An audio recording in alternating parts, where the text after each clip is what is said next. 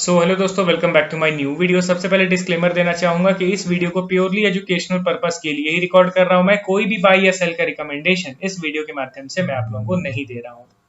आज इस वीडियो में अगेन 3 स्टॉक्स के रिगार्डिंग हम लोग बात करेंगे एंड इन तीनों स्टॉक्स का major overview monthly time frame में शेयर करूंगा एंड नाम आप लोगों ने ऑलरेडी देख रखा होगा वीडियो के थंबनेल में।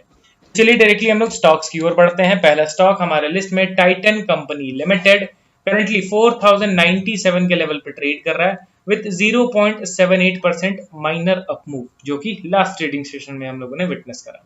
अब यहाँ पे आप ध्यान दीजिए दोस्तों कि फंडामेंटल एनालिसिस करने की तो जरूरत है नहीं। यहाँ पे इनके पी रेशियो के ग्राफ को देखिए, आपको दिखेगा कि अभी ऑल टाइम हाई पे इनका अर्निंग चल रहा है एंड बीच में स्टेगनेट हुआ था, बीच में थोड़ा सा रुक गया था इनका अर्निंग।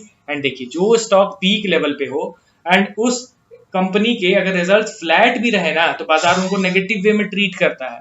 एंड जब कोई स्टॉक का भाव हाइयर लेवल पे रहे वहां पे बाजार का एक्सपेक्टेशन थोड़ा ज्यादा बढ़ जाता है, तो उस समय आप देखो तो स्टॉक कुछ खास परफॉर्म नहीं किया। बट अभी तो लगातार अर्निंग बढ़ रहे हैं ना, तो हाई परफॉर्मेंस चांसेस इंक्रीज हो रहे हैं। ठीक है, अब यहाँ पे ध्यान दीजिए कि ऑलरेडी स्टॉक तो अंडर वैल्यूड है, मतलब कि कहाँ 180 से इनका पी रेशियो गिर के अभी करंटली आ चुका है 74 के अप्रॉक्स में, वो भी 5 साल के अंदर में। तो अच्छा खासा करेक्शन तो वैल्यूएशन में हो गया है। प्लस इनके प्राइस चार्ट को आप देखो तो आपको क्या दिखेगा कि भले ही स्टॉक पीक लेवल पे है बट उस हिसाब से तेजी हमें नहीं मिली है देखने को। मतलब कि 2023 में स्टॉक ट्रेड कर रहा था 3600 के आसपास, अभी 4000 के आसपास ट्रेड कर रहा है। तो ऐसा तो नहीं है कि बहुत शानदार तेजी आ गई, तेजी कुछ खास मिली नहीं है अभी तक देखने को। इन्वेस्टर के सेक्शन पे नजर डालो, ऑलरेडी इनका शेयर होल्डिंग तो काफी स्ट्रांग है ही, कंपनी तो फंडामेंटली स्ट्रांग है, बट स्टिल इतने शेयर होल्डिंग स्ट्रांग होने के बावजूद एफआईडीआई का एग्रेसिवली इन्वेस्टमेंट बढ़ता जा रहा है। पब्लिक का शेयर होल्डिंग 18% से गिर के 16% पे हो गया है एंड यहाँ पे डीआई का शेयर होल्डिंग में सिग्निफिकेंट चेंज दिख रहा है, मतलब कि 11% से बढ़ के 14.83% के अप्रॉक्स में। ओवरऑल अगर पब्लिक का स्टेक डाइल्यूट हो रहा है एंड एफआईडीआई में किसी का भी बढ़ रहा है तो उसको पॉजिटिव ही कंसीडर किया जाता है, क्योंकि पब्लिक को हम लोग वीक हैंड कंसीडर करते हैं एंड प्रोमोटर एफआईडीआई इन लोगों को हम लोग स्ट्रॉन्ग हैंड कंसीडर करते हैं। अब डायरेक्टली मैं इनके टेक्निकल पार्ट को ओपन करता हूँ। ठीक है, यहाँ पे इसका मैंने चार्ट ओपन कर लिया। आपको क्या दिख रहा है कि स्टॉक नो डाउट अभी भी स्ट्रॉन्ग अप ट्रेंड में ही है। मतलब कि 2020 में जो कोविड का बुल रन स्टार्ट हुआ उस समय से लेके देखो तो अभी तक स्टॉक ने अपने मेजर सपोर्ट का ब्रेकडाउन नहीं दिया है। कंटिन्यूअस बाइंग हो रहा है, बीच बीच में साइडवेज जरूर हो गया बट यहाँ पे मेजर सपोर्ट का ब्रेकडाउन नहीं मिला है। ठीक है, तो stock already strong up trend में है। प्लस दूसरा चीज आप यहाँ पे ध्यान दो तो रिसेंटली ही स्टॉक ने अपने कंसोलिडेशन जोन का ब्रेकआउट दिया था। ये जो आप जोन देख रहे हो ना यहाँ पे अप्रॉक्स 2024 पूरा एंड 2025 पूरा, ठीक है, 2 साल इस लेवल पे स्टॉक ने कंसोलिडेट किया एंड कंसोलिडेट करने के बाद अभी एक समहाउ ऊपर के लेवल पे ट्रेड कर रहा है।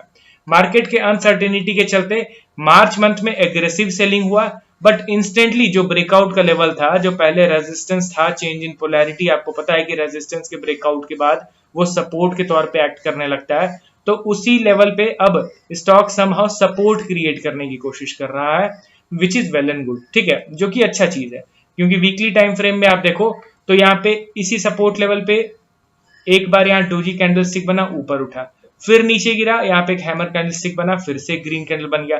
तो समहाउ इस सपोर्ट लेवल पे आप देख रहे हो ना डब्ल्यू पैटर्न का क्रिएशन हो रहा है। डब्ल्यू पैटर्न बनता है तो वेल एंड गुड, काफी अच्छा खासा ऊपर जाने का पोटेंशियल ये रखता है, क्योंकि अंडर वैल्यूड है, अर्निंग लगातार बढ़ रहे हैं, स्टॉक में उस हिसाब से तेजी नहीं आई है, लंबे समय से शांत पड़ा हुआ है, स्ट्रॉन्ग ब्रेकआउट दे रहा है 2 साल का। तो सारी चीजें हम लोग को टाइटन कंपनी के स्टॉक में फेवरेबल दिख रही है।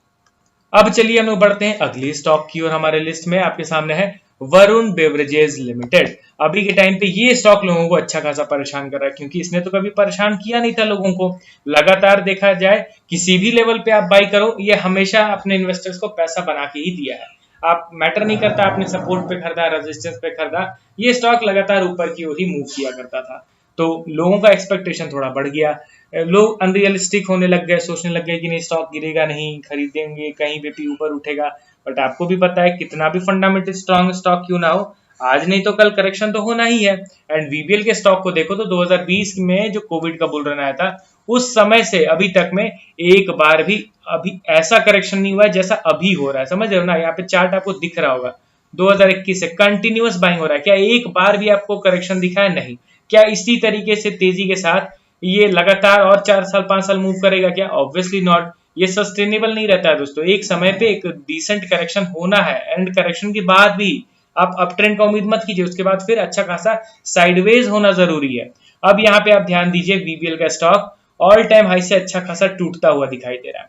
ऑल टाइम हाई था इसका अप्रोक्स 700, एंड वहां से गिरता हुआ अभी अप्रोक्स 400 के आसपास ट्रेड कर रहा है। देखिए फंडामेंटली नो डाउट स्ट्रांग है, मैं इनके फंडामेंटल्स पे ब्लेम नहीं कर रहा हूँ। इनके पी रेशियो का आप देखो दोस्तों, छोटे से करेक्शन में पी रेशियो 100 से गिर के 45 के अप्रोक्स में आ गया। क्यों ऐसा आ गया? क्योंकि इनके अर्निंग्स नहीं गिर रहे हैं ना, अर्निंग तो लगातार एज यूजुअल अभी भी बढ़ता ही चला जा रहा है। इनके अर्निंग पर शेयर के ग्राफ को भी आप इजीली देख सकते हो। बट टेक्निकल नाम की भी चीज होती है, एक प्रॉफिट बुकिंग का भी कोई कॉन्सेप्ट होता है, ठीक है। फंडामेंटल स्ट्रॉन्ग इसका मतलब ये नहीं कि उस स्टॉक में कभी प्रॉफिट बुकिंग ही ना हो। अरे बड़े प्लेयर जिन्होंने खरीदा है लोअर लेवल पे, किसी लेवल पे तो जाके अपने प्रॉफिट को निकालेंगे ना, एंड वो जब निकालते हैं तो करेक्शन होता है। अब यहाँ पे मैं इसके बीबीएल के चार्ट को ओपन करता हूँ, ठीक है। यहाँ पे आप ध्यान से देखो, स्टॉक ऑल टाइम हाई से गिरने के बाद एक बेस का क्रिएशन करता है, ठीक है। एंड वो बेस फाइनली ब्रेक डाउन हो गया, समझ रहे हो ना। ये जो बेस है ना 431 के अप्रोक्स में, ये सपोर्ट टूट चुका है। टूट गया, हमारा सेंटीमेंट नेगेटिव हो गया। एंड ध्यान दीजिए, टूटने से पहले कुछ सर्टेन बिहेवियर आपको मिला है देखने को। ये सपोर्ट था, यहाँ से बाइंग हुआ फर्स्ट टाइम, हमने एक लेवल ड्रॉ कर लिया। जब करेक्शन हुआ एंड दोबारा जब बाइंग हुआ तो ये अपने सब रेजिस्टेंस पे नहीं जा पाया, उसके पहले ही करेक्शन हो गया। फिर तीसरी बार जब बाइंग हुआ तो इस रेजिस्टेंस को ये टच नहीं कर पाया, फिर से करेक्शन हो गया। आप समझ रहे हो ना, लगातार लोअर हाइज का क्रिएशन हो रहा है, ये चीज आपको दिख रहा है, ठीक है। तो इसमें क्या होता है ना, ऑलरेडी मैंने आप लोगों को बता रखा है प्रीवियस वीडियोस में भी, कि वीकनेस दिखता है। इसमें दिखता है कि शायद से चांसेस आर प्रिटी हाई कि सपोर्ट टूट जाएंगे, एंड सपोर्ट टूट गया। टूटने के बाद अब आप ये नहीं बोल सकते हो कि अब गिरता ही चला जाए, हर दिन गिरे, नहीं। स्टॉक मार्केट है, स्टॉक्स डायरेक्टली मूव नहीं करते हैं, बीच बीच में वो आप लोगों को, हम लोगों को ट्रैप करते हैं।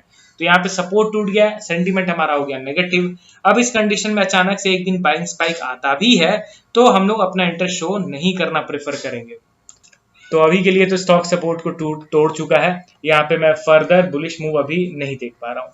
अगला और लास्ट स्टॉक हमारे लिस्ट में बीएसई लिमिटेड, करेंटली 2851 के लेवल पे ट्रेड कर रहा है।